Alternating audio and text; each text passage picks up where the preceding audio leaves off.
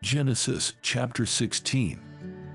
Now Sarai, Abram's wife, had borne him no children, and she had an Egyptian maidservant whose name was Hagar. So Sarai said to Abram, "See now, the Lord has restrained me from bearing children. Please, go into my maid. Perhaps I shall obtain children by her." And Abram heeded the voice of Sarai.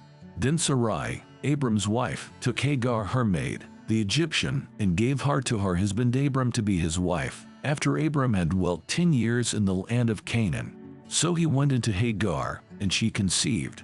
And when she saw that she had conceived, her mistress became despised in her eyes. Then Sarai said to Abram, "My wrong be upon you. I gave my maid into your embrace. And when she saw that she had conceived, I became despised in her eyes. The Lord judge between you and me." So Abram said to Sarai, "Indeed your maid is in your hand. Do to her as you please." And when Sarai dealt harshly with her, she fled from her presence. Now the angel of the Lord found her by a spring of water in the wilderness, by the spring on the way to Shur. And he said, "Hagar, Sarai's maid, where have you come from, and where are you going?" She said, "I am fleeing from the presence of my mistress Sarai."